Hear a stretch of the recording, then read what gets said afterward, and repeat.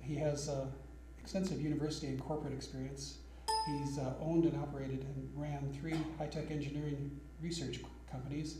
He has extensive teaching and research experience at the University of Missouri-Rolla, at North Carolina State University, and the University of Alaska Fairbanks. He's been in active research and has served as department head and participated in many university committees.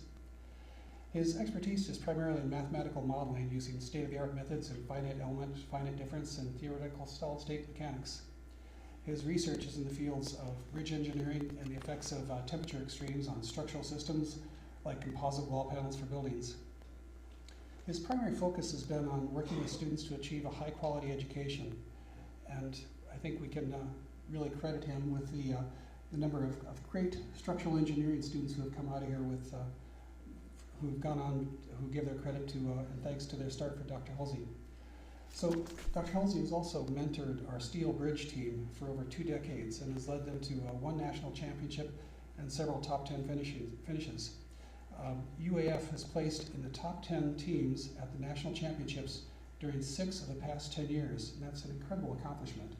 So 6 of the last 10 years, UAF has been in the top 10, and that's out of about 250 teams nationally. So we're taking on teams like MIT and Berkeley and doing just great. So in 2015, at the regional team, I want to point out that the UAF Steel Bridge team won all 6 categories: construction speed, lightness, display, stiffness, economy, and efficiency, and the regional title, and went on to place 9th nationally. So I mean, we have wonderful students, incredible capabilities, but to get that talent and that background from great professors such as Professor Halsey. Professor Halsey has also been involved in forensic engineering. He's been a consultant and a researcher to several notable bridges, such as the Yukon River Bridge, the cable-stayed Skagway Bridge, and the $1 Million Bridge, which these days would probably be a footbridge. But So Professor Halsey will make a presentation, which will be about an hour, and we'll take questions after that. And so I will thank you very much for your attention. And Professor Halsey.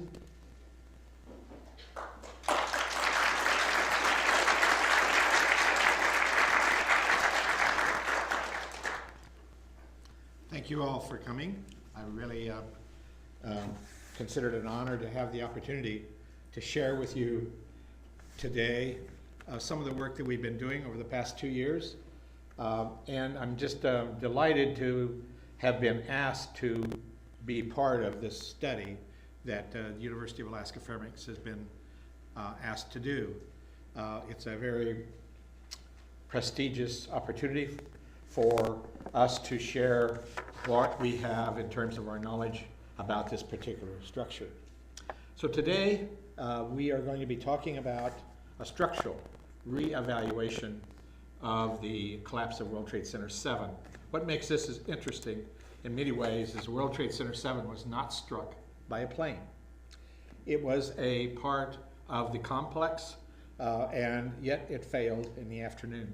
So the National Institute of Standards, NIST, issued a report in 2008 which concluded that the structure collapsed because of fires causing the floors and beams to expand due to high temperature, due to fires, triggering a series of structural failures that then culminated in the total collapse of the building.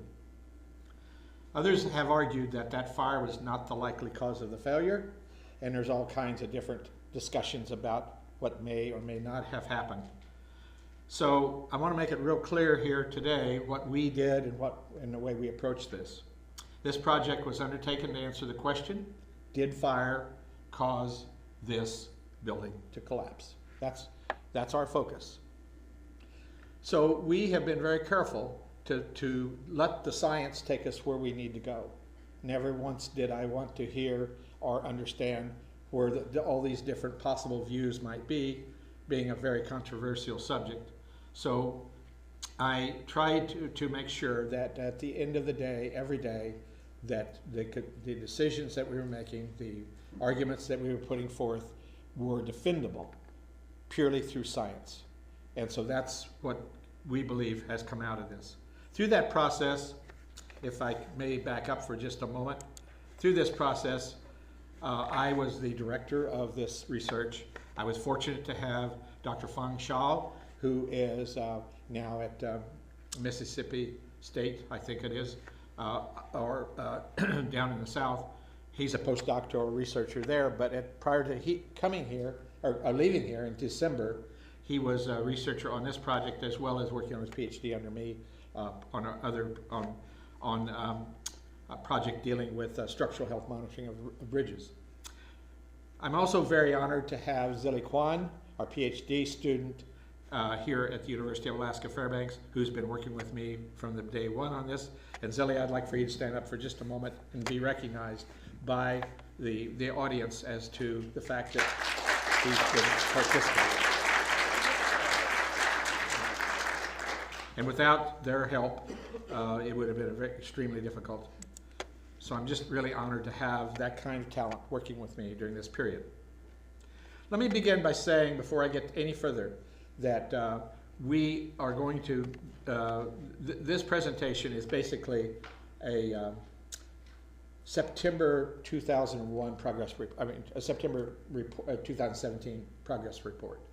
Almost everything is almost complete except for one thing, and that is the progressive collapse of the structure. We have been working on that for some time. We are very pleased about its progress, but there's many things I want to look at yet. And so today I won't share that with you.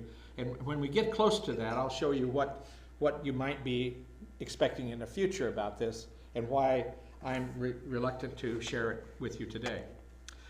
More importantly, I want to let you know that what we're going to be putting out today is, since it's a progress report, this is not a traditional slideshow where I have just bullet points. There's some here where I have quite a bit of prose. And the idea is that this will go out and make it available for you to read additional information if you would so choose to do that.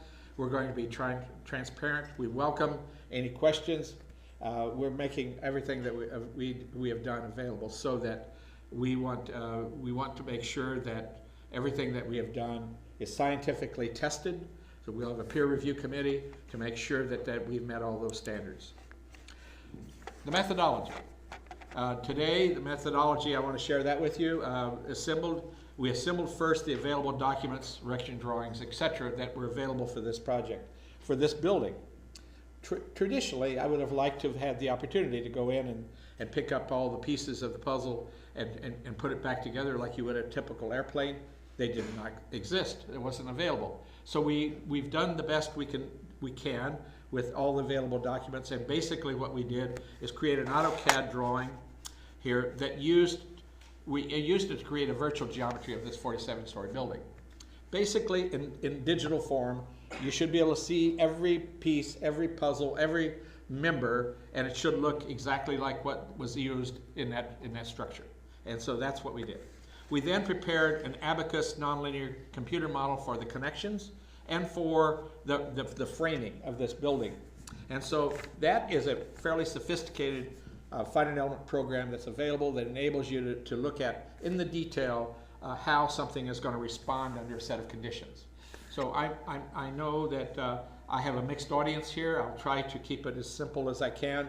At the same time, I need to share with you some pieces of complexity so those in the technical arena have an appreciation for the fact that, okay, so they did look at this in a fairly sophisticated way. There's several things here that I haven't talked about. We have SAP 2000, the current edition, version 18, and Abacus, and we use that to look at the framing. And so in the plan view, when we were looking at a microstructure, we were using both computer programs and two different people, and each one of those PhD student, PhD people that were working for me, they were doing these individually, and I was there to quality control, ensuring that everything was the same.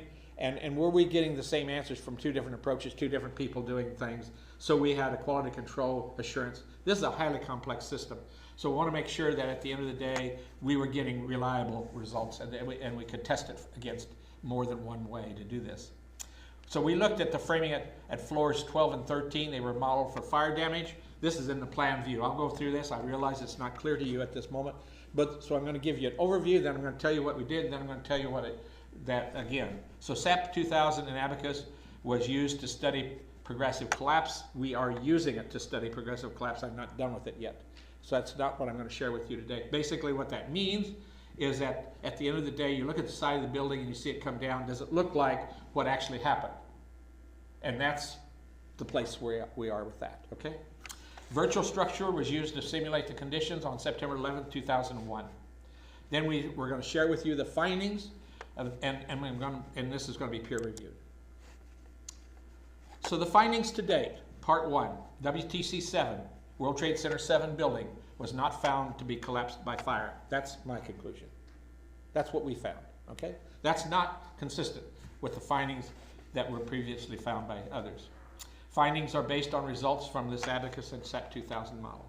Part 2, progressive collapse analyses are nearly complete, and we're using SAP and Abacus for evaluating that. I might point out also we've used SolidWorks and other procedures to look at fire-related issues, and I haven't provided that information here. So I want to acknowledge and thank the funders, who are the architects and engineers for 9/11 Truth, and they are funding this University of Alaska Fairbanks and the Institute of Northern Engineering and the College of Mines to do this work. It should be pointed out that this is a non-for-profit corporation, and the money that came to this study was out of the pockets of those professional engineers and architects. It was donated. So this was something that I think is pretty significant. Let's talk about the building for a moment. We have an obituary for this building. 1983, it started. 2001, it left us. The height of the building is 47 stories, and an Emery Cloth and Sons design with a red granite facade is what it looked like. The geometry was a trapezoidal footprint, which we'll see in a moment. 610 feet tall, kind of gives you an idea about how tall it is. 330 feet long and 140 feet wide. So the construction began in 1983, and it was opened in May 1987. Please share with me if I'm moving too fast or if I'm moving too slow, and I'll gauge ourselves as we move through this, because I have a lot of information to share with you today, and I understand that you're not going to absorb it as quickly as I would like to see you absorb it. So you need to kind of give me some input back. Anyway, so the foundation, the building was constructed on caissons. It was actually built above and through a 1967 Con Edison substation that was designed to carry a future 25-story building. However, when this building came on, there weren't enough caissons there, so they've added caissons, and they were to the proposed support system, and so this was the foundation for this building. The structure, basically, here's the concept. The structure is a system of gravity column, transfer trusses and girders were located between floors 5 and 7. I'll show you that in a moment, give you clarity to that. The 5th floor functioned as a structural diaphragm, providing lateral stability and distribution of loads between the new and old caissons. So imagine down at the bottom, at the 5th floor, you had these irregular conditions going on, and that structure portion took care of that. Above the 7th floor, the building structure was a typical tube frame designed with columns in the core and on the perimeter, and the lateral loads were there to resist, and lateral loads were resisted by perimeter and moment frames. Okay, so please bear with me. I understand that some of these words you're going to understand, some you don't, and I will try to my best to get you there. Let's just take a moment and take a breath of fresh air and remind ourselves that we're now looking at history. And in this history lesson, we are seeing the WTC complex, World Trade Center complex, that disappeared in 2001. And in that, and happened to be on my wedding anniversary, by the way, which was not a good day. It was and it wasn't. Certainly this was the most god-awful thing that ever happened in the United States. Certainly one of them. So here's the Twin Towers, WTC 1 and WTC 2, and over here is WTC 7, that kind of a brick-looking facade that I was telling you about earlier. Kind of a beautiful building. Located about 350 feet north of World Trade Center 7. In other words, about, what is that, about a little over 100 yards away. World Trade Center complex elevation is what we're looking at here. That's what it looked like prior to September 11th. In plan view, it's got to give you a different perspective. Here's the north arrow. So the northeast corner is where our day is going to, we're going to spend our life in the next hour in that northeast corner. That's the farthest way from that arrow, okay, of that building. That's plan view. This study is really about why it came down. This building was not struck by a plane, yet it collapsed. That's almost an overwhelming thought if you stop to think about it for a moment. If we're looking at it from an elevation view and try to take a look at the various sides of this building and what it may have looked like. Here's the north elevation. So when I talk about the north elevation, I'm really talking about this elevation here, the width. Notice that it's wider trapezoidally than this south elevation. So the building is not symmetric, for God's sake. I mean, so there's all kinds of issues. But this makes it really interesting. And so here's that width. So here is the south. Notice it's not as wide. And then here is the west elevation and the east elevation. Now within that context, here's 413 because that's where I put that there because we're going to spend a lot of time there. So you'll have some understanding of what the heck's going on in that area. Here are these perimeter trusses I was telling you about. That's at floor 5 and 7 and 24 and 22. Okay, those trusses are resisting lateral loads. And then so in the plan view, you see A, C, D, and so forth. There's that building in plan view, and here's what we're looking at. And down below here is the Con Edison substation, shipping, so forth, all the things going on down there. Okay, so that's what it's built on. That's what it looks like. That's what we're dealing with. Way more complex than that. That's the perimeter view. That's not what it looks like in the internal view. Oh my God, here's the internal view. So all of a sudden, we see that there's a plan view, there's frame, there's structural systems everywhere. You know, and so these little hexagons are the columns. The supporting vertical loads. These other things are either girders or beams. So the main core carrying members, like this right here, that's a girder. These things framing into it are beams. So this girder is an A2001 we're going to talk about. We're going to talk about girder A2002. This is column 79, where we're going to spend quite a bit of time this afternoon having a conversation. This is a beam on the exterior, G3005, and the reason it's important is because it has to do with the lateral bracing of this whole system. I turned these things in circles because, again, they could have been hexagons, but I wanted to bring them out so we could pay attention to them. And that's column 44, column 79, column 80, and column 81. And then it's column 76. So our life in plan view is going to be in that area.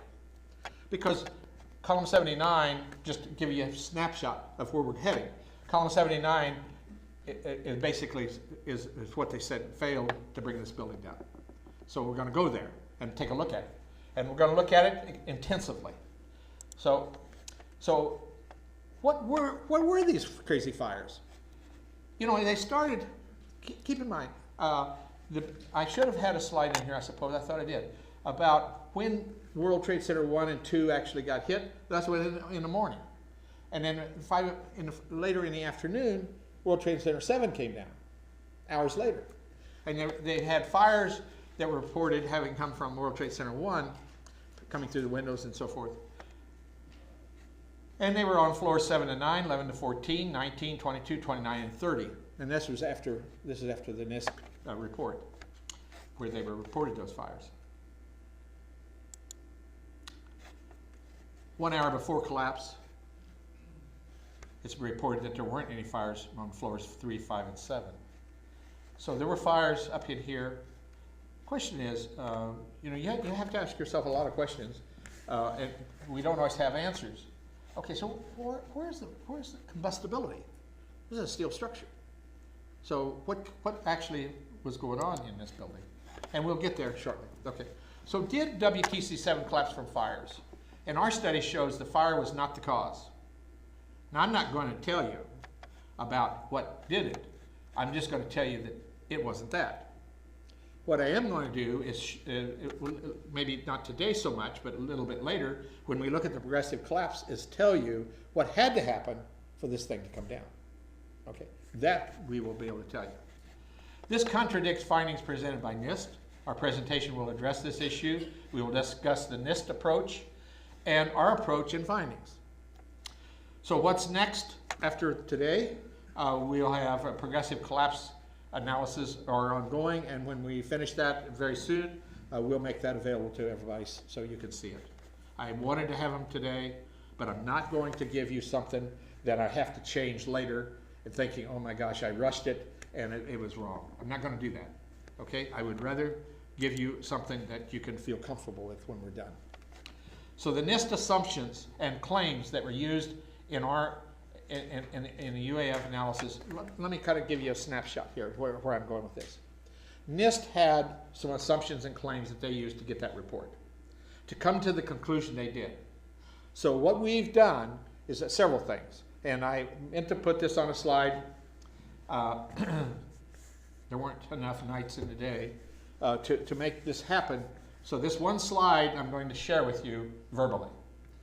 So basically, the NIST assumptions were what I'm laying out here. We then did several things. Number one is that we looked at, could that have actually occurred if we used their assumptions? So that's one thing we did. The other thing we did is we simulated exactly what they did to see if we came to the same conclusion. And we did that by several things. Number one is that this World Trade Center building is a steel frame structure with steel beams, steel girders. Does everybody have an idea what I'm talking about when I say those things? It's basically supporting a concrete floor. That concrete floor is supposedly to be fastened to those steel beams and steel frames using what they call shear connectors. In other words, those are round bolts that are actually welded to the top flange. And then when you pour the concrete, it all becomes one. That was the concept, composite structure. But there's so many questions concerning this system. We looked at it from composite, partially composite, non-composite. That means the slab can slide over the steel, not slide on the steel, partially slide over the steel. We looked at all those possibilities. We looked at whether the fire was underneath and burning up the ceiling, or looking at it and burning on down the floor. I mean, all those issues were examined. Here's their assumptions. The beam temperatures reach 600 degrees C. The girder temperatures, A2001 and A2015, reach 500 degrees C. Okay, so what am I talking about here? So let me go back for a moment and share with you. A2001 is that girder. A2015 is, right here, okay? So these girders are what we're talking about in that temperature range, okay? The beams didn't get that hot. Okay, so if we take a look at, when we take a look at the beams, they reach 500 degrees C, and the column temperatures only reach 300 degrees C. Now that's significant, because there's a point in time, and I'll show you a moment, whereby there's a point where the steel begins to decrease in strength and modulus decreases when you reach a certain elevated temperature. So the first thing I would have thought about when I got involved here is, okay, the columns obviously got really, really hot, and they lost strength, and we would have ended up losing the building. Nobody seems to think that ever happened. Furthermore, there weren't a lot of combustibles in there. So no east exterior wall deformation occurred due to expansion of beams. That's their assumption. In K3004, C3004, Where's that at? Just to kind of give you a heads up on what I'm talking about, that's along this line, okay? Those are the lines of these beams right here. You see these beams? They're going into these girders. They're framing in.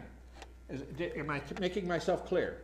So in plan view, I've got a beam going from this outer edge to that girder. And those are beams. And those are the numbers, 3004 and so forth, that we're talking about, okay? All right, so now moving on with that idea in mind. We've got all that beautiful thing captured in our minds. We're ready to go. So there were no shear studs were installed on the building girders. So I'm going to take you through where we disagree in a lot of areas. Shear studs on beams K3 and K330. These beams, by the way. These beams, they're saying the shear studs on those beams were broken. The bolts fastening girder A2001 to its seat at column 44 and 79 were broken. That's significant. So let's go back here. Here's 44 and there's 79.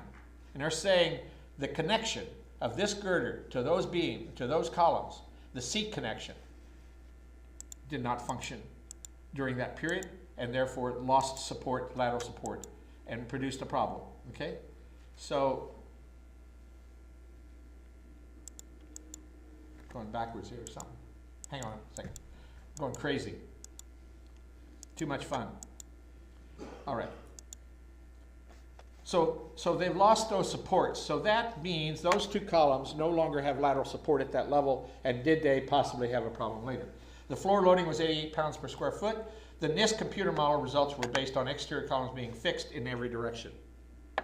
That's kind of a significant thought.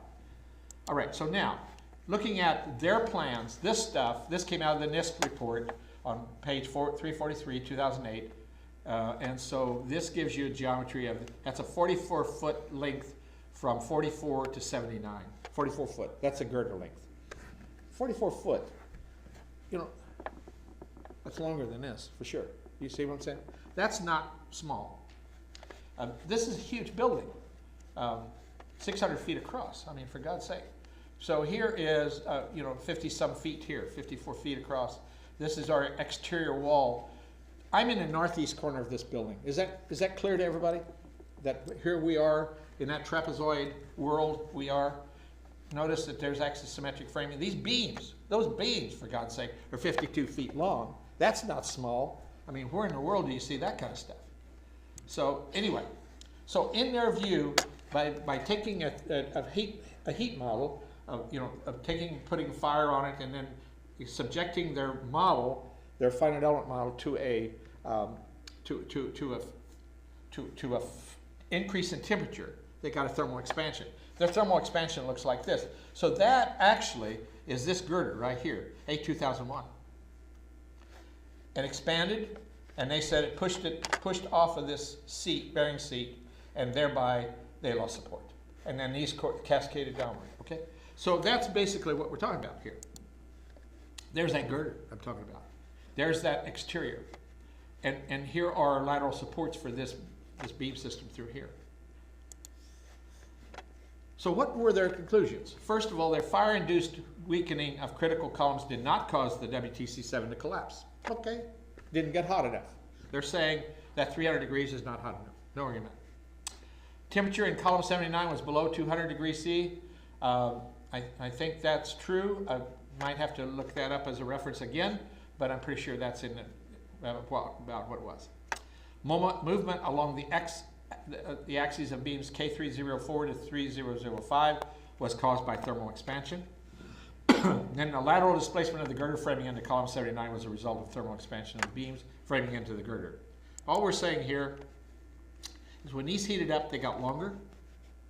This was fixed, so they're all going to move to the left. That means they move what direction? West.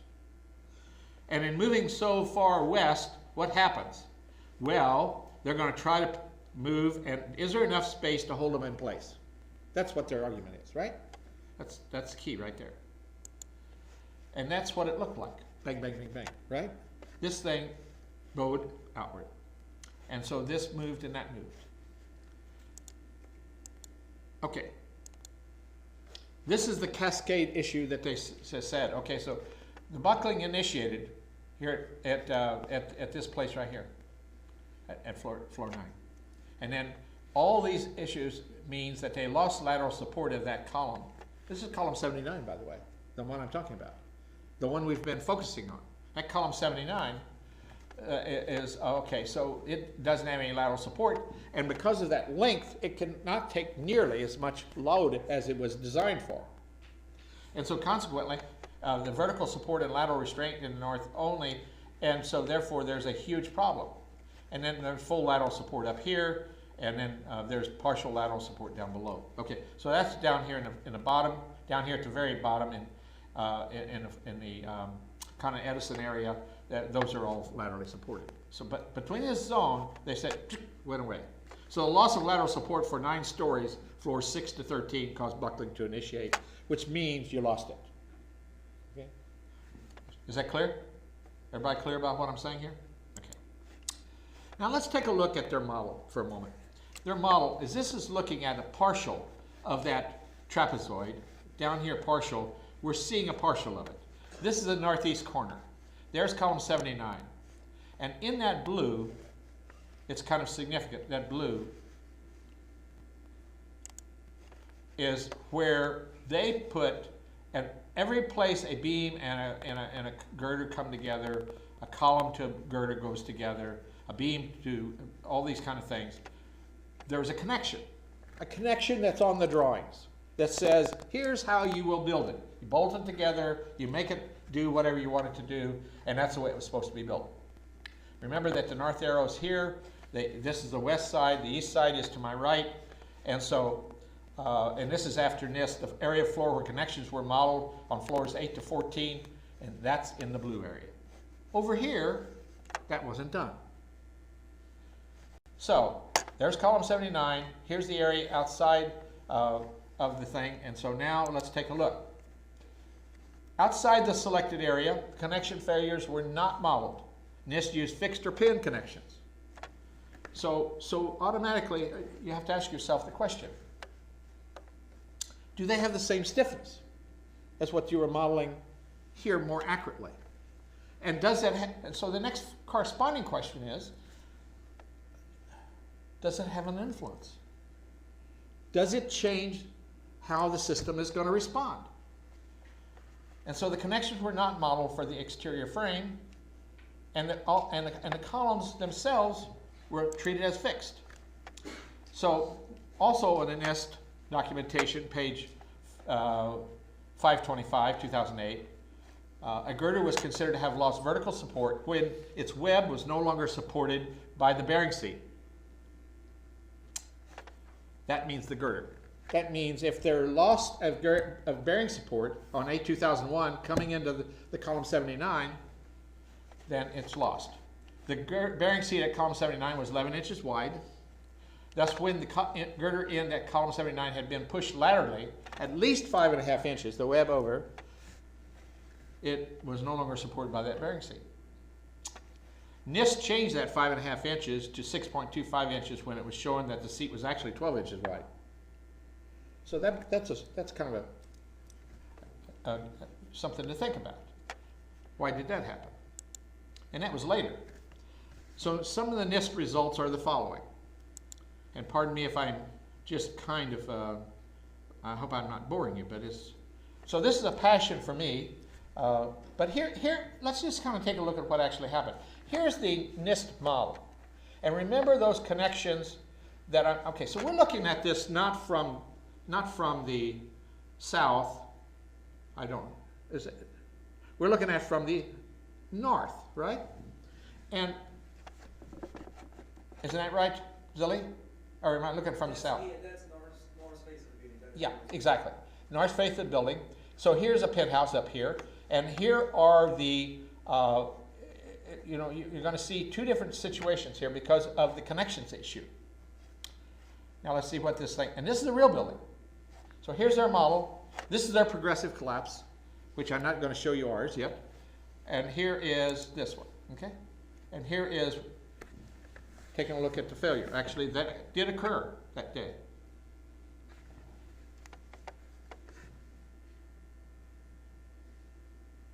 So one has to ask themselves, is that the same thing? Is that the same building? So it looks like it behaves in an interesting sort of way.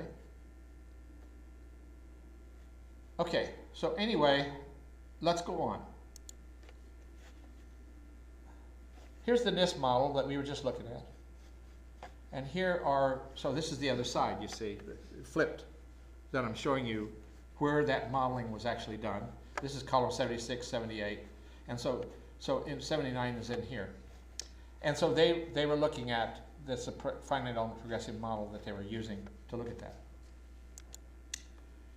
Oh, I suppose we could even look at it from a different perspective. And there it is again. This is what they're doing. You have to ask yourself the question, though, is why is it so much different on one side than the other? You know, you see what I'm saying? And here's things that they, because of some damage that came in from the debris falling through the windows and stuff, they're accounting for some of that stuff. Anyway, all right, so let's talk about UAF for a moment. Analysis of the NIST collapse initiation, hypothesis and propagation claims is really what we're about really to embark upon, is how valid is some of this stuff from a science point of view. So UAF analysis of the NIST collapse initiation, hypothesis, and propagation. We created a solid model in Abacus of the structural members in the northeast corner of the 13th floor of WTC 7. And a finite element analysis was then performed to replicate the results claimed in the NIST WTC 7 report that girder A2001 was pushed or rocked off its seats at columns 44 and 79 to initiate the collapse of the building. So one might argue that if those things didn't happen, would the building have collapsed? So, okay, so here we go. This is the area I'm dealing with, right in here. There's column 79, there's that girder, A2001, there's 44 and 79. And the question then becomes, how does it behave? So what we're going to do is we're going to create part of a finite element model, and we're going to be really conservative. We're going to force things to happen that's worse than the real world, okay? And in so doing, if we can't force failure, then it couldn't have happened. Are you with me on this point? All right, so that being said, we're going to fix the ends. We're going to force movement through girder A2015 by heating it up. This over here is going to be heated up. These beams are going to get heated up, and they're going to be fixed in the other direction. So we're pushing it each direction, making matters really, really the worst possible. And this is what that model looks like before it gets run. So we don't have the entire floor system here. We do, by the way, have entire floor system. But for this analysis, to this evaluate what's going on right here at column 79, that girder, this condition, we're looking at what we need to do, and that is look at the boundary conditions to force that condition to be absolutely the worst possible. Okay? We did that. And so this is the beginning. You'll notice everything's zero. The stresses are all zero. We haven't put the temperature on it yet. Okay? This is the column that we're talking about. This column 79. This is real significant, by the way, because column 79, if you look at it, do you know what I'm talking about when I say a W shape? W shape looks like an H. And that's what we're looking at right here. That's what that column was made out of. It's a W14 by 730 standard structural shape. What that means is it's 14 inches deep, weighs 730 pounds a lineal foot. That's a chunk of change. Now within that context though, what they did is they built side plates on it. And they closed that box. They closed it so it has structural integrity, so a resisting twist, significant. But those edges, those 2 inches by 26 inches buildup, means that there is a lip on each side of this, and they're going to literally put on that flange the bearing plate. Okay, are you following me? We're going to turn, that column stays vertical, but we're going to put a bearing plate in here. Okay, so there's what it starts looking like. We're looking at it right now. Plan view, A2001, going over to 44, and there's a connection to column 79. And see that lip right here? Those lips? Okay, got it? Understand? So if this thing starts, if it starts moving, and it's getting shoved, and if it's getting shoved to the west, which is to my left, it's probably your left too, then it's gonna, it can't get past that thing. Unless something happens or breaks, right? Does that make sense? And there it gets shoved. So the plan view of A2001 moving across its bearing seat at column 79 due to thermal expansion of the beams framing into the girder from the east is here, and it gets shoved. Note that picture illustrates that A2001 A2001 is trapped by that column side plate, and it's not possible for it to move the girder web beyond the seat claimed by NIST. They're saying it got shoved off and fell down. The fact of the matter is they didn't have the side plates on it. They weren't there in their model. So they wouldn't have found that. But yet they did exist in the structure, in reality. It appears that NIST did not examine the side plate influence on the restriction of movement by that girder. Okay, so now let's take a look at what else we looked at. And this is just part of the puzzle, because we've been playing this game for 2 years. So this is just a few weeks of stuff. So the model shows the influence of the thermal expansion at the northeast corner of floor 13. Here we are. There's column 79, column 44, and there's the northeast corner. And here are the beams framing in to that girder system. So when girder A2001 is trapped behind the side plate on column 79, these beams begin to buckle. In other words, they can't go in here. So it's heating up, it's pushing, and they can't stand the amount of load axially that's been imposed upon them. And so they begin to try to displace out of the way and relieve them their states of stress. Are you following what I'm saying here? So fundamentally, that happens. So this is out of the NIST WTC 7 report, figure 8-22, which showing basically concrete slab, metal deck, all that kind of stuff. Exterior columns out here, and this is basically column 79, column 44, and how that column is, and the girder here, and so forth, okay? And here's what begins to happen on the exterior columns according to their stuff, okay? And so they did not have that, those side plates in there. So let's treat for a moment the lateral support beams, S3007, and so here we are in this area right here. See those little beams in here? They play a role, and that means that they provide lateral support for that beam. They provide lateral support for that beam, also for that exterior. So they're forcing them to act together, not as individually. So if things actually got out of hand, you have a lot more capability from a lateral torsional buckling point of view or an axial load point of view. And so the lateral supports on us were left off in G3005, okay, of this beam. They were left off. Those were left off. Yet they're there. So that means that something could happen, and there it is. So UAF analysis showing beam G3005 does buckle when lateral support beams 3007 spanning to it from the north exterior wall are not installed. Okay? So if those are not installed, it's going to buckle. Okay?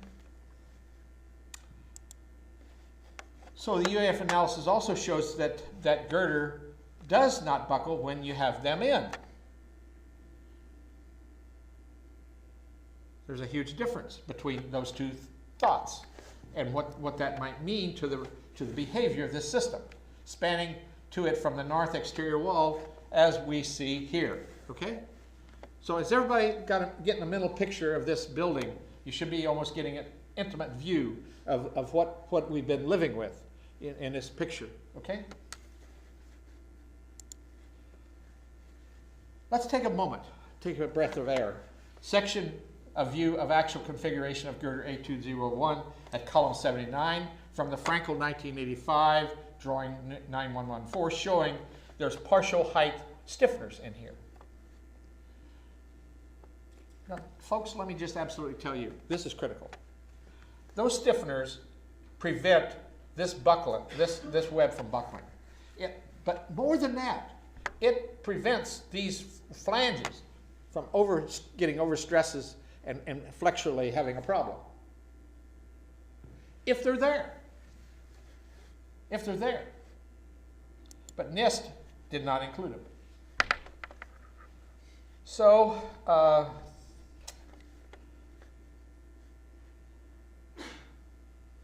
partial height webs are missing.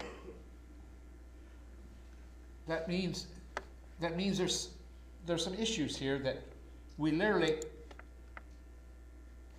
affects the behavior of this system. So figure 823, phenomenon analysis from the NIST WTC 7 report, note partial web stiffeners are missing.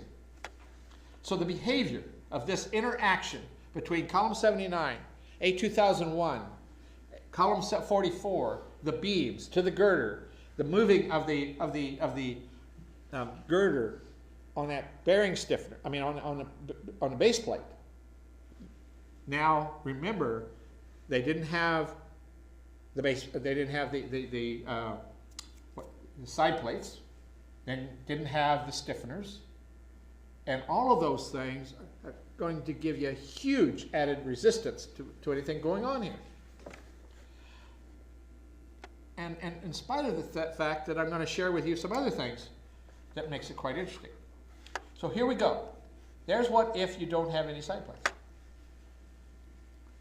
So the analysis was performed forcing girder A2001 beyond its bearing seat by removing the column side plate, increasing the coefficient of thermal expansion of the beams, framing into it by 40%. So we could get that kind of movement. That's not true. We did it just to see what could happen. Without the increase in the coefficient of thermal expansion of the web, would not have moved sufficiently to get it off the bearing seat. We wanted to see if we could make it move. Okay? That's what we did. That's at column 79. That's A2001. Is that clear? Everybody got a mental picture of what's happening? Well, again,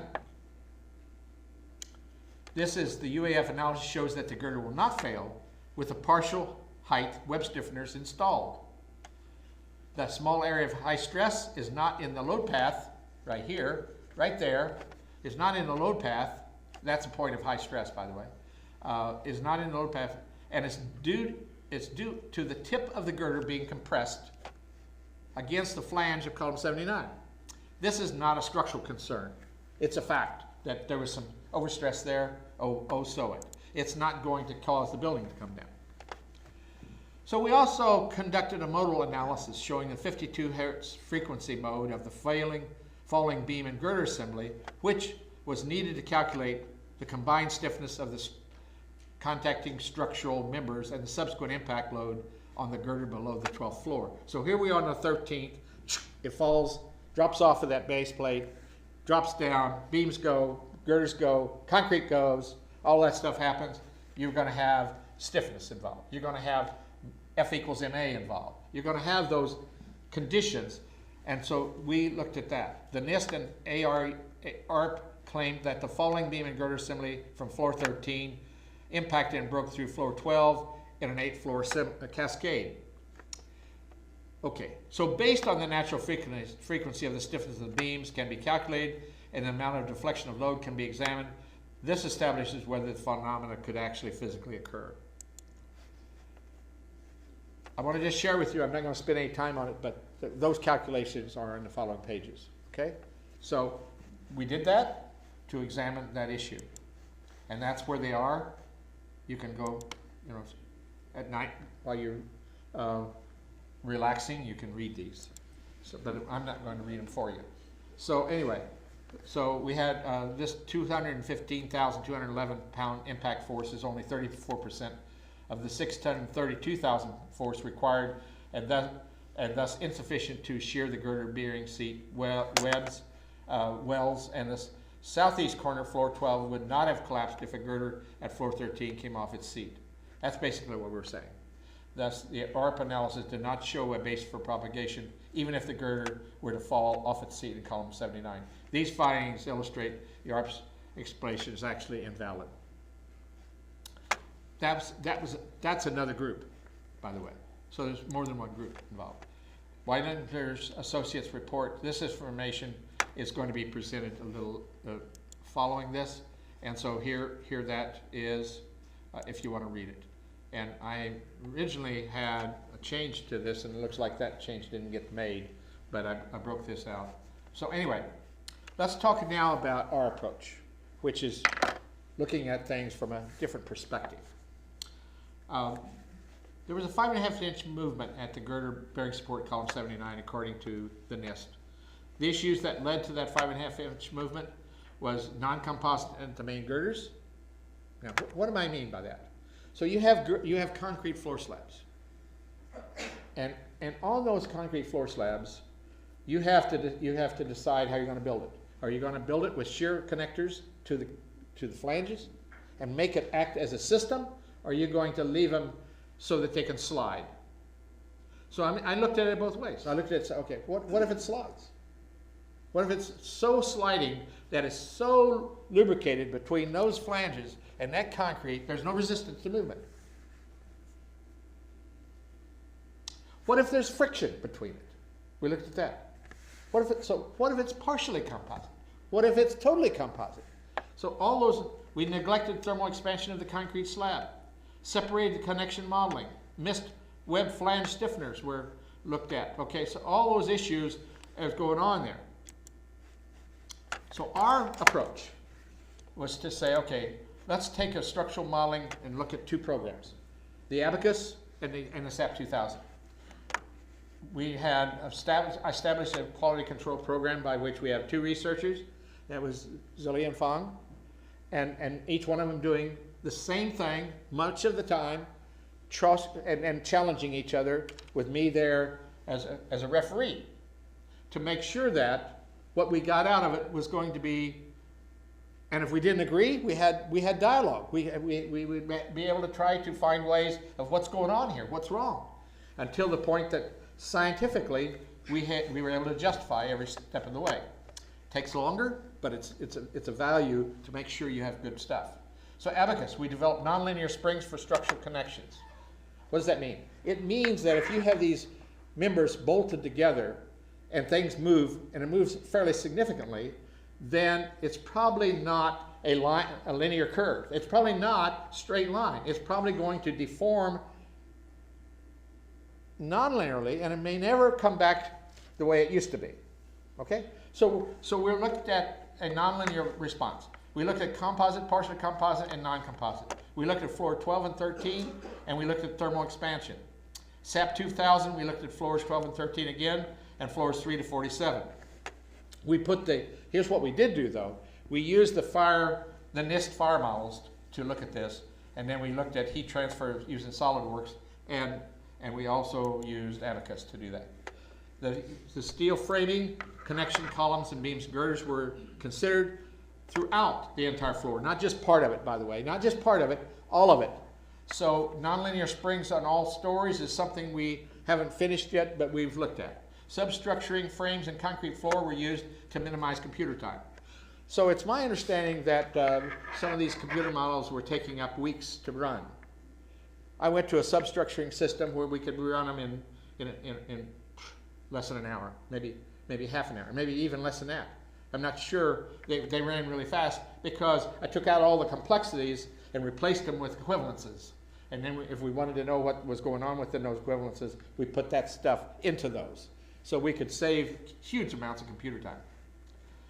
Heat transfer was studied and we looked at the floor tile over the concrete with welded wire fabric, stay-in-place forms, flutes. So these were stay-in-place forms, by the way, and there's a flute. What does that mean? It means that there's a steel, I guess I don't know how to share that with you. Imagine if you take just a straight line and you drop in I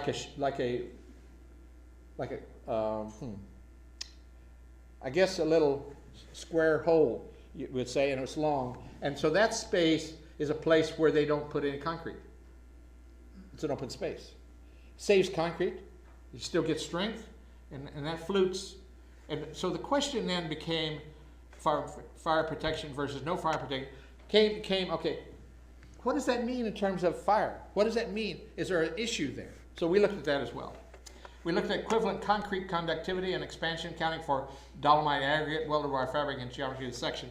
What am I talking about there? Well, we went back to New York and we said, okay, what kind of aggregate are you using when you build this? And so we tried to be sure that we knew what aggregate, because the aggregate has a huge effect on the thermal conductivity and the thermal expansion of the concrete. It's 75% of the product. So therefore we need to know what it's going to be. And I had written a paper on this subject some years before and had a pretty good understanding of that.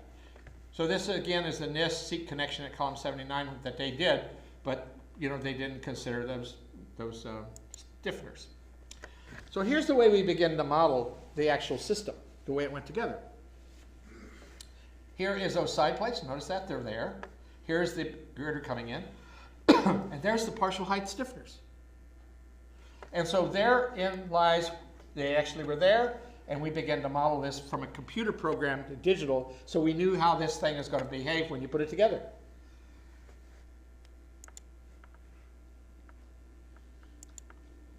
Here's what that floor system actually looks like. By the way, these are elevator shafts. This is over in here is column 79. There's that column, there's column 44. There's that exterior of that floor. There's that whole system. All right? That's an abacus model, by the way, that we're looking at. UAF sample connection response. Basically, I'm taking every one of these connectors now.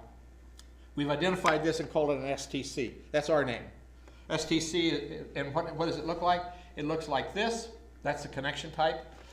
And we plotted the shear load versus displacement on it. So we can always go in and put that spring, wherever that's at, and get a response that will be equivalent to if we had used that complication, all of that complication there anyway. So we threw it away. That went away. We replaced it with an equivalent to save time. Then we looked at the fin connection, same idea.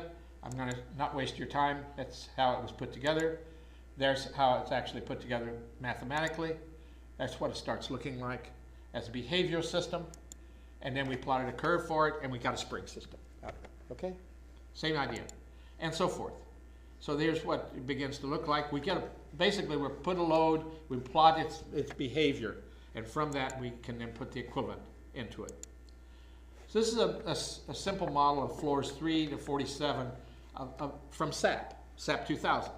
And that's what we're using actually to look at progressive collapses with. So let's take a quick look at the materials that went into this thing, and I won't bore you too much, just a little bit. So the material properties, steel ASTM 572 was the yield of 50,000 psi. Thermal conductivity of the steel was 35 BTUs per hour per foot per degree Fahrenheit. Here's the thermal strain value. Density was about 490 pounds a cubic foot. We also had some ASTM 36 steels in here. I'm just not showing you all of it. Concrete's 28-day compressive strength was 3,500 psi. Density was about 145 pounds per cubic foot. Dolomite aggregate. We got a thermal conductivity from it. We got equivalent conductivity that we're going to be using here, and thermal expansion. So that's the kind of stuff that actually made up the model to simulate what we thought the building was going to be.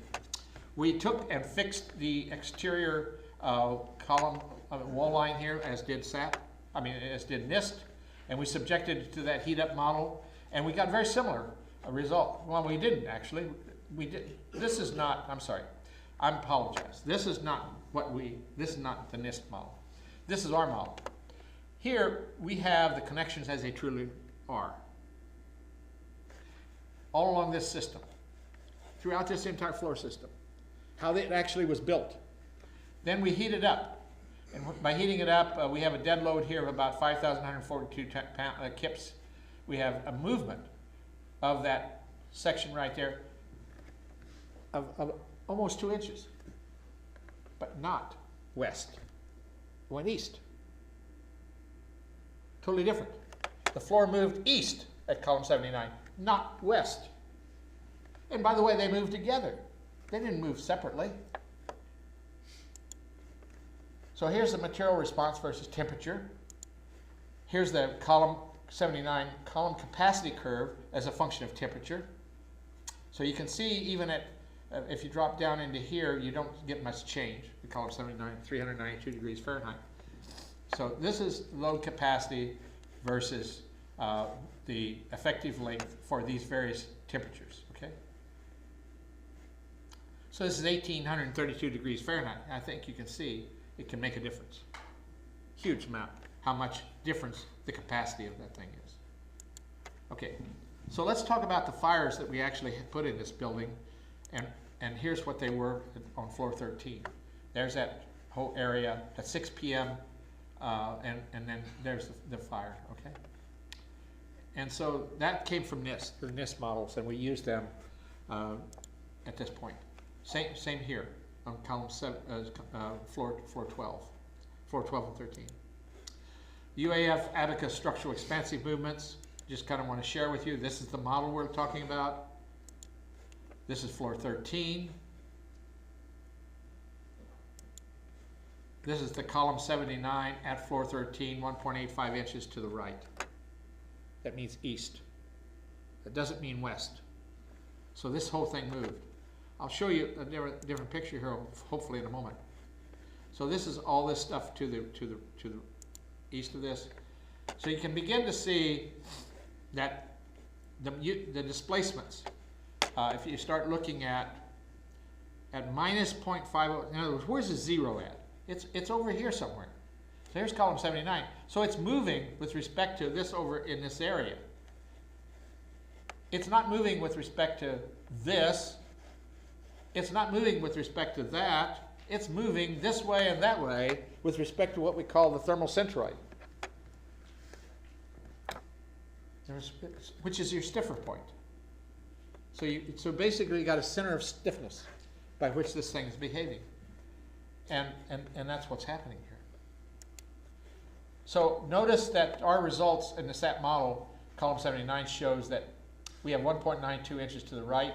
Abacus, this is SAP, 1.85 in abacus. We did it 2 different ways, got very close to the same answers.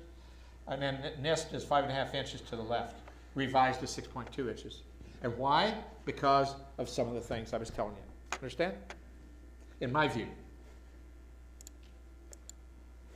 So let's do a little comparative game. Floor framing, steel connections. UAF accounted for them, NIST partially. We have exterior steel framing connections included springs. They did not. Exterior steel. I'm talking about the exterior walls. They have them fixed, remember? Floor is composite with beams and girders. I'm sorry, girder to column stiffener plates at column 79. Yes, no. What about the floor composite with beams and not girders?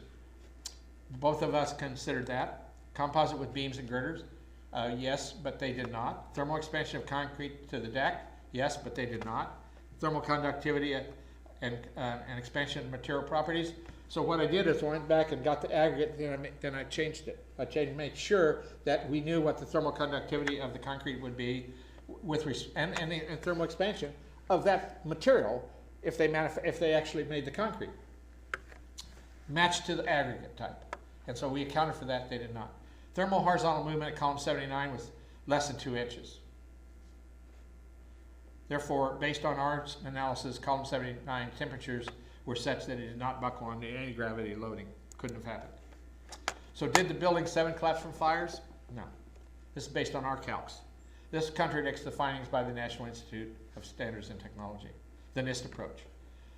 So that was what I view to be the real way it actually behaved, not what you assume, not what you do in terms of boundary conditions, making things perhaps easier for yourself or whatever.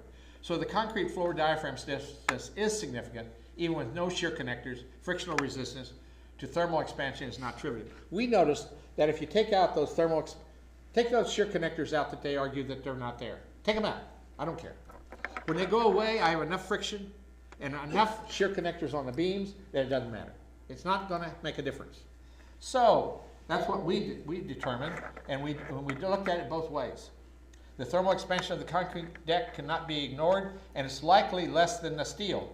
The value is highly dependent on the type of aggregate. My research shows that you can have thermal expansion of concrete as low as 2 times all the way to 12, whereas steel is about 6.5. So depending on the aggregate. So we were dolomite aggregate, and so we matched to whatever we had there. The research team evaluated fire by considering airspace below the beams in the space between the drop ceiling and the structural steel framing. We did that because a number of people felt like it was important. The result is that the fire underneath will likely burn through the drop ceiling quickly, as resistance to heat transfer is likely not available to help. The NIST vertical collapse was not consistent with that of the actual collapse. I think I'm pointing out to you the progressive collapse picture that we looked at. That's what I'm saying here. You understand what I'm saying? When you look at it versus the structure, I don't think they look alike. Something's different, right? Totally different. I don't want that. I don't want that. That's not part of the game. So the NIST vertical collapse was not consistent with that of the actual. The difference was primarily influenced by not modeling a significant portion of the structural framing connection details. There may be other issues, but certainly that had an effect. There's no doubt about that. What's new? What's next? Well, we welcome your input. We welcome input from the world. We would want to be able to try to make sure that what our findings are based on scientific fact, and if there's a question, we're there to try to answer that and to make sure that our results are true and of value. We're providing the study to be peer reviewed. We are examining progressive collapse caused by various conditions, such as failure at the substation level, shock waves imposed by the falling debris from towers 1 and 2. What about the radiant heat that actually was imposed on the influence of that building structure by the towers 1 and 2 when they heated up under the planes? I'm interested in examining the building response for various columns being removed. We've already removed the inner core. I'm not sharing that with you, but it's very impressive what's going on. So then the question is what else is going on? And we're examining issues related to the perimeter trusses. There's been a lot of questions about what if they had a problem? What would that mean to this structure? So I think, folks, that I'm done. Thank you.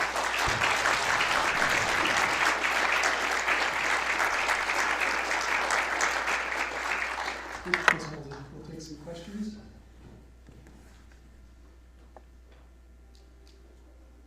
Yes, please. I was just, you mentioned that NIST did model, for instance, the partial stiffeners and some of the shear connectors. Was there a reasoning? Did they not find that in the wreckage and they don't think it was actually on the building? Or did they do that to make it easier to do the modeling? I don't know the answer to that. I think it was an oversight.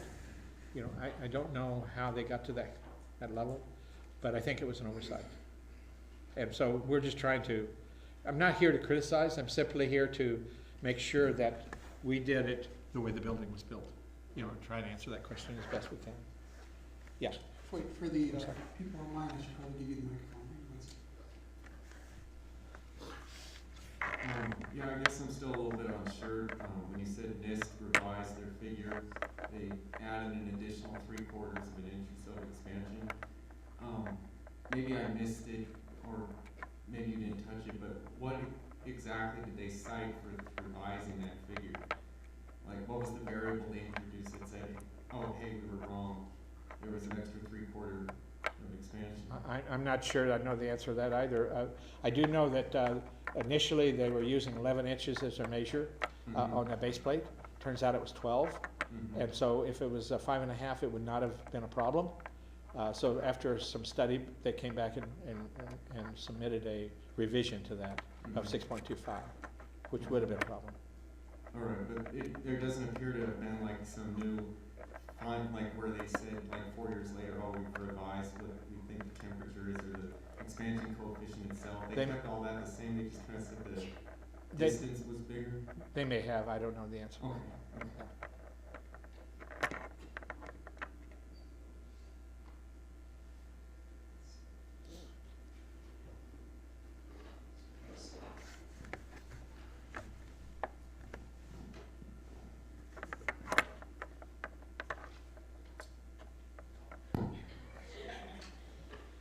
Watch out.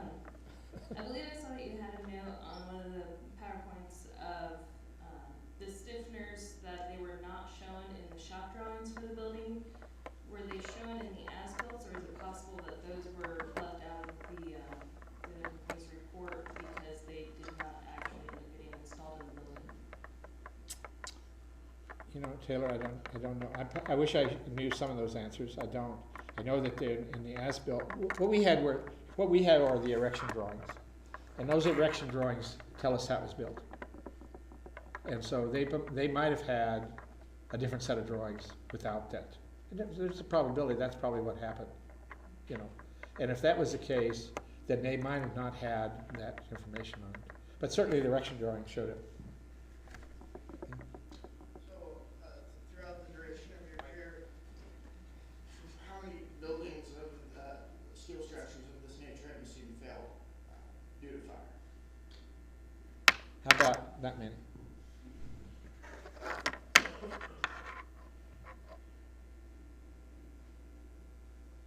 So, talking the changing situations in that case, were there any firefighting efforts occurring at that time, or were they all focused on WTC 1 and 2 rescue efforts? Because a lot of times you have additional water and supplies and putting people in there that could place a large additional load. So you've already weakened theoretically fire conditions. Is there any knowledge as to how much water has flowed, if any, and where it would have gone? I know there's been a lot of people that studied that a lot. And, you know, arguing, okay, there probably wasn't enough water to go around because of towers 1 and 2. This is many hours later. You know, that thing was sprinkled also. It was also had fireproofing on it. Question is and the other question you have to ask yourself is, you know, I have another slide here. I'm sorry to say I didn't see it when I just put this together a few minutes ago. I mean, going through it, showing at every floor what kind of activity was going on. You know, it was almost all financial. So one has to ask yourselves, I don't believe people's investment portfolios would be out on the tables. I think they'd be locked in safe. So how much paper was out there? I just don't see where there was a lot of combustibility going on with that structure. So to be on fire for 7 hours, which is over that period of time, probably not very high temperatures, you know, were developed. And that in that period of time, now I don't know this to be the truth, but I'm told that 2 o'clock in the afternoon, the fire department left and said it was not a problem, and yet later it happened. So that's a bit disturbing in itself. So I'm not here to, you know, to try to guess at where people were with all these issues. They had their hands full that day. That's for sure.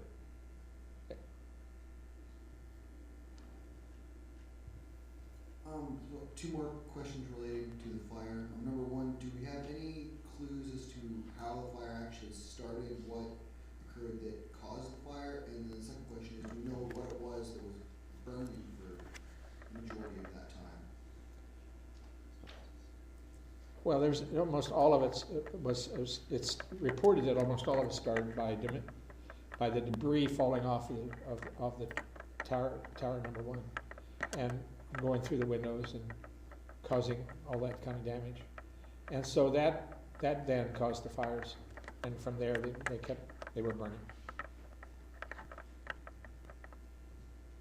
If I remember correctly, when the planes first hit towers 1 and 2, there was fly-through debris that actually hit tower 7. Have you looked at what kind of damage would be caused by that fly-through debris, what columns or girders would have been taken out so that it would have weakened the structure inherently in a different aspect? There's quite a bit of work that's been done on that issue, and there was some damage, but structurally, most people argue that it just wasn't that significant. So yes, there was fires, but the damage to the structural columns were not that bad. We did look at some of that damage.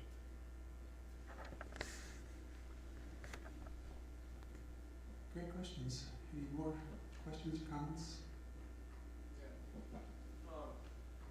The thing is too is you use the terminology progressive collapse. Is that when you say that as an engineer, do you mean the same thing as what would be said in like the lay community of pancake? Is that interchangeable, or is that like a different thing? Well, that's a progressive collapse phenomenon. Could you repeat the question? Yeah. So the question is what he was wondering to know is what in engineering terms, what is a progressive collapse? I think that's an accurate question, what you're asking, right? And does a pancake qualify for that? Okay. So progressive collapse means that, okay, there's something starts, And it gets progressively worse and worse and worse and worse, and that leads to the failure.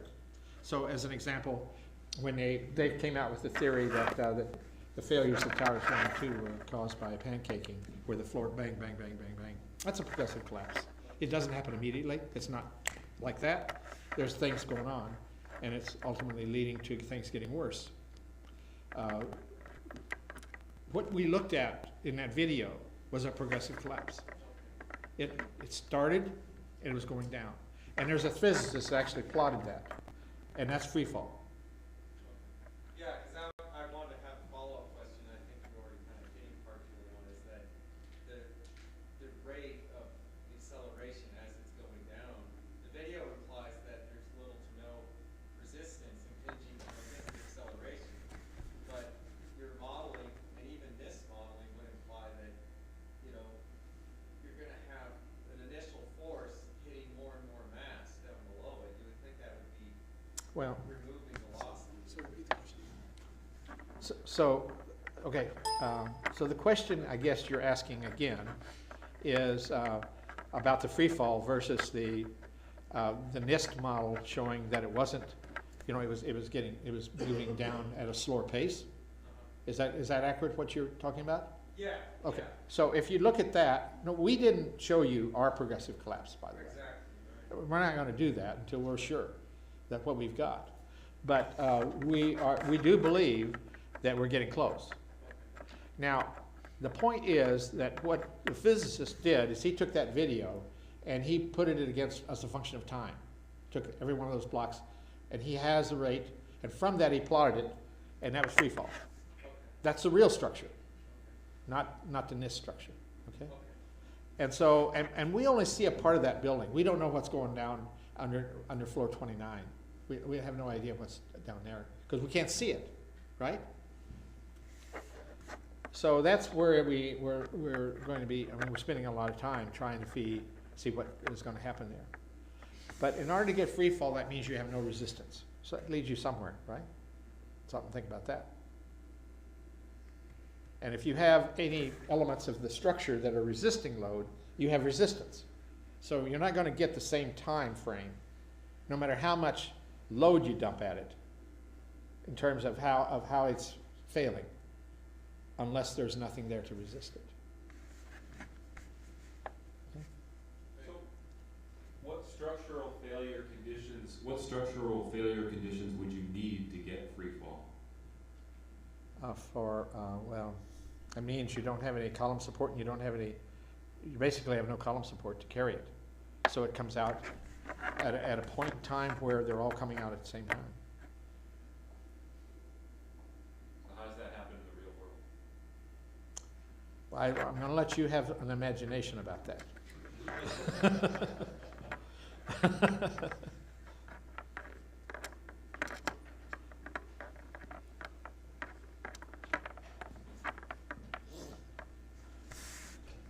So in your analysis, you only found less than a 2-inch movement at column 79, right? So was that due to the exterior wall actually moving out, or was it another part of the building that was moving at the same time, or was there just not as much displacement? Okay, so here's the thing. When you take a look at the building movement as a result of heating up that floor, same heating up that they did versus me. If you look at what's going on there, column 79 moved about almost 2 inches, 1.92 versus 1.85. That's almost 2. The exterior wall moved almost 6. The movement of point 0 was way to the west of column 79. So the floor was moving with respect to a center point that is not what they, okay, so when I say column 79, I'm not saying column 79 moved some amount and the girder moved a different amount. They both moved the same at that point.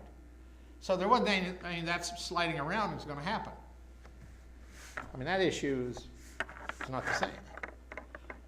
The way you're going to get the movement of going to the west is to lock the exterior wall and lock the columns so they can't move That means everything's got to be shoved. How do you do that? It's not what's there. So that means you got to give it an artificial constraint. It's the only way it can happen. So is it possible that the NIST report had that wrong because they only modeled half of the building or less than half of the building? Well, that was part of that. That was part of the picture, for sure. But the only modeling part of it is also another problem, right? And then, and in addition to the other things I brought up, yeah, there was a number of factors.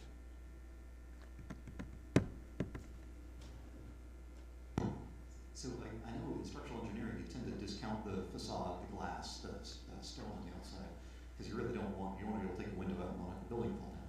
But I'm wondering, in a situation like this, if the extra stiffness of having all the glass and the stone on the outside, if that did produce more blocking out there.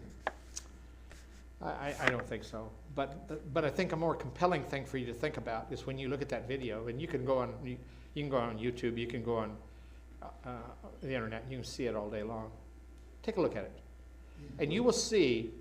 Tell me how many stress points do you see on that exterior skin? It's very thin. It's not a load-carrying system, and you don't see any deformation. You don't see any racking. You don't see any of that kind of stuff going on. It's surprising how strong the facade looks like. You can see the rooftops, windows. Yeah. That's the first thing, and then apparently the outside of the building is just standing there for at least a few seconds till the bottom gets taken out. It's kind of exciting, isn't it? It's a very dramatic event.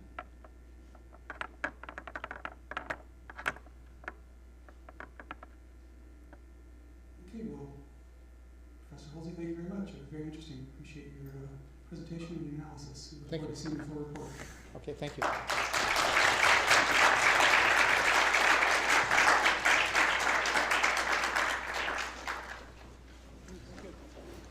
Thank you. Thanks. Good questions, too. Yeah, it was. Very good, Dr. Halsey, thank you. Thank you. Good job, Leroy. Can I ask you, just to help me in terms of producing a story, because people aren't here getting to see all the detail, can you explain in layperson's terms, like, what you did to come to your conclusion? Like, you can talk about modeling and just some of those things. Can you explain that for me? Well, Here, let me mic you over here. Just okay.